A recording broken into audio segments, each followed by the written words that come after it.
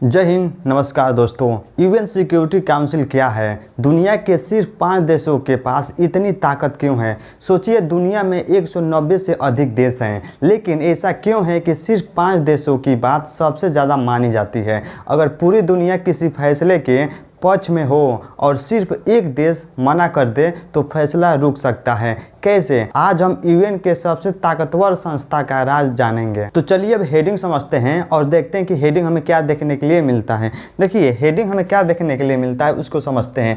UN security council क्या है, इसको आज समझेंगे बिल्कुल गांव देहात के भाषा में। यूएन सिक्योरिटी काउंसिल क्या है, उसके बाद दुनिया के सिर्फ 5 देशों के पास इतनी ताकत क्यों है, इस दोनों एक ही है और इस दोनों को हम बिल्कुल गांव देहात की भाषा में समझेंगे। यूएन सिक्योरिटी काउंसिल क्या है और दुनिया के सिर्फ 5 देशों के पास इतनी ताकत क्यों है, इसको समझते हैं। तो चलिए सबसे पहले समझते हैं यूएन सिक्योरिटी काउंसिल, जिसका शॉर्ट फॉर्म होता है यूएनएससी के नाम से जाना जाता है, जिसका फुल फॉर्म होता है यूएनएससी का फुल फॉर्म होता है यूनाइटेड नेशंस सिक्योरिटी काउंसिल। क्या है इसको समझते हैं बिल्कुल गांव देहात की भाषा में। तो देखिए होता क्या है, यूएन सिक्योरिटी काउंसिल क्या है इसको समझते हैं।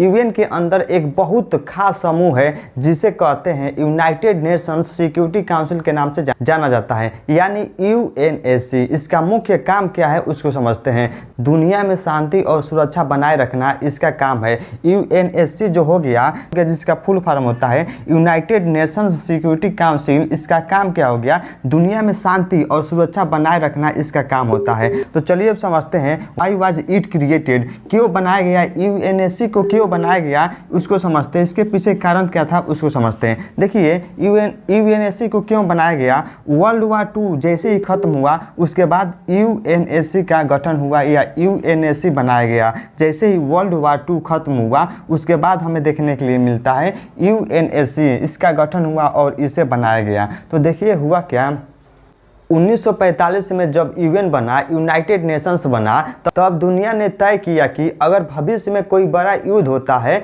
तो कुछ शक्तिशाली देश मिलकर उसे रोकने की कोशिश करेंगे। इसीलिए security council UNSC, United Nations security council का गठन किया गया। तो चलिए अब आगे समझते हैं। तो चलिए अब समझते हैं हाउ मैनी मेंबर्स, मतलब यूएनएससी का कितने सदस्य हैं उसको समझते हैं। देखिए, जो यूएनएससी संस्था है उसके 15 मेंबर्स हैं, उसके 15 सदस्य हमें देखने के लिए मिलते हैं। हाउ मैनी मेंबर्स, कितने मेंबर हैं? 15 मेंबर्स हमें देखने के लिए मिलते हैं। UNSC, United nation security council जो हो गया, उसके हमें 15 सदस्य देखने के लिए मिलते हैं। यूएन सिक्योरिटी काउंसिल में कुल 15 सदस्य होते हैं। 10 सदस्य बदलते रहते हैं। 15 सदस्य हो गए, उसमें 10 सदस्य जो हो गए वो हमेशा बदलते रहते हैं, लेकिन 5 सदस्य जो हो गए वो परमानेंट अस्थायी रूप से रहते हैं, वो कभी नहीं बदलते हैं। जितना भी हमें ताकतवर देश देखने के लिए मिलता है, यही द पावरफुल 5 देश हमें यही बहुत ज़्यादा शक्तिशाली हैं, जो अस्थायी रहते हैं, जो कभी बदलते नहीं है। 10 सदस्य जो बदलते रहते हैं और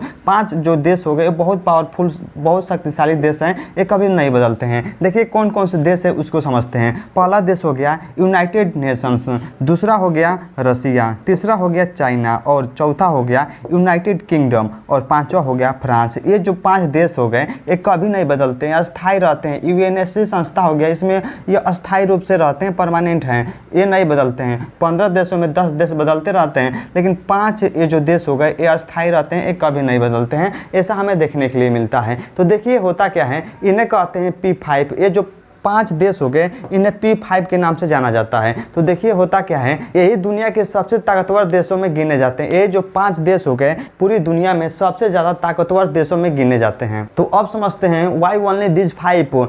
और लोग कहते हैं क्यों इसके 5 ही अस्थायी सदस्य हैं और जो 10 देश हो गए वो क्यों नहीं इसके परमानेंट अस्थायी सदस्य होते हैं, क्यों 5 ही रहते हैं? इससे हमें देखने के लिए मिलता है। तो देखिए क्या विवाद है, वर्ल्ड वार 2 विनर्स के नाम से जाना जाता है। ये जो 5 देश हो गए, यही देश वर्ल्ड वार 2 हुआ उसमें विनर्स रहे, इसीलिए इन देशों को 5 देशों को रखा जाता है, इसीलिए इनको यूएनएससी P5 के नाम से जाना जाता है। ये पूरी दुनिया में सबसे ताकतवर देशों में गिने जाते हैं। तो देखिए होता क्या है, सबसे बड़ा सवाल है यही 5 देश क्यों, यही जो 5 देश हो गए, यही क्यों है, इसके पीछे कारण क्या है? क्योंकि ये देश वर्ल्ड वार 2 के विजेता देशों में थे। क्योंकि जैसे वर्ल्ड वार 2 खत्म हुआ उसमें विजेता देशों में इन लोगों की गिनती होती है, इसीलिए यह 5 देश इसमें यूएनएसी यूनाइटेड नेशंस सिक्योरिटी काउंसिल में के सदस्य हैं। जब यूएन बना तब इन देशों के पास सबसे ज़्यादा ताकत थी, सबसे ज़्यादा बहुत पावरफुल यही 5 देश हमें देखने के लिए मिलते थे, इसीलिए इन्हें विशेष अधिकार दिए गए। इसीलिए ये जो देश हो गए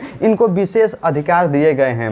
ये जो 5 देश हो गए इन्हीं को विशेष अधिकार दिए गए हैं। तो अब समझते हैं द रियल पावर क्या है, उसको समझते हैं। देखिए द रियल पावर क्या है उसको समझते हैं। ये जो 5 देश हो गए इन्हीं के पास सबसे ज़्यादा रियल पावर होता है और यही कुछ भी फैसला करते हैं। कोई भी एक सदस्य आकर फैसला को रोक सकता है। तो रियल पावर क्या है उसको समझते हैं। रियल पावर हमें देखने के लिए मिलता है वीटो पावर, और यही 5 देशों के पास वीटो पावर की शक्तियाँ हैं। तो देखिए होता क्या है, अब आते हैं सबसे बड़ी ताकत पर। वीटो पावर क्या है, वीटो पावर उसको समझते हैं। अगर सिक्योरिटी काउंसिल के 14 देश किसी फैसले के पक्ष में हो लेकिन सिर्फ एक परमानेंट देश, मतलब इन 5 में से सिर्फ एक परमानेंट देश आकर फैसला को रोक सकता है, क्योंकि यह काम होना चाहिए। और इन 5 देशों में से कोई भी देश एक आकर बस मना कर दे कि यह काम नहीं होगा तो फैसला रुक जाता है। जो फैसला दिया गया रहता है 14 देश मतलब कहते हैं कि होगा यह काम, और एक परमानेंट जो 5 मेंबर हो गए इसमें से कोई एक अस्थायी देश आकर उस फैसला को रोक देता है। 14 कहते हैं होगा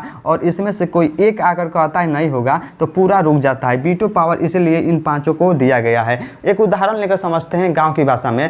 मान लीजिए पंचायत के 15 सदस्य हैं, 14 लोग हाँ बोलते हैं लेकिन सिर्फ एक आदमी ना बोल दे और पूरा फैसला रुक जाए। सेम ऐसा ही हमें देखने के लिए मिलता है यूएनएससी को। वाई इज दिस कंट्रोवर्शियल, क्यों है, क्यों विवाद में रहता है उसको समझते हैं।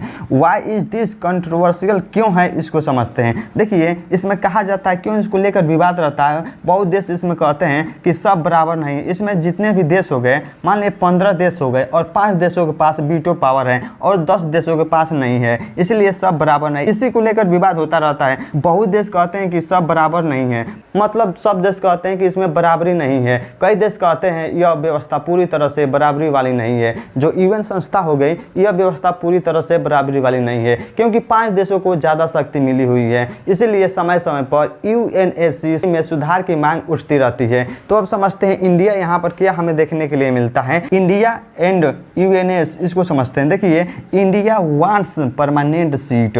जो इंडिया हो गया, जो भारत हो गया, वो चाहता है कि 5 देशों में हमें अस्थायी रूप से परमानेंट सीट मिले। भारत कहता है कि हम भी इन 5 देशों में एक अस्थायी सीट लेकर यहाँ पर बैठ जाए और हमें भी वीटो पावर मिल जाए, जिसकी वजह से हम भी किसी फैसलों को रोक सकते हैं। इंडिया वांट्स परमानेंट सीट, जो भारत हो गया वो चाहता है कि हमें भी परमानेंट अस्थायी सीट मिल जाए। भारत भी लंबे समय से परमानेंट मेंबरशिप की मांग करता है। भारत कहता है हम दुनिया की सबसे बड़ी आबादी वाले देशों में से हैं, सबसे बड़ी अर्थव्यवस्था हमारी है, तो हमें भी अस्थायी सदस्य होना चाहिए। मतलब भारत भी कहता है कि हमें भी अस्थायी सदस्य बना दिया जाए। यूएनएससी में जो 5 देश है इसमें भी हमें शामिल कर दिया जाए। जो यूएन सिक्योरिटी काउंसिल हो गया हमें एक बात सिखाती है, ताकत भी मायने रखती है। जो ताकत हो गया, पावर हो गया, ये भी मायने रखती है। और जब तक ताकत का संतुलन नहीं बदलेगा तब तक दुनिया की राजनीति भी वैसे ही रहेगी। अगर आप लोगों को यह समझ में आए कि 5 देश सबसे ताकतवर क्यों हैं तो कमेंट कर जरूर बताएं। जय हिंद।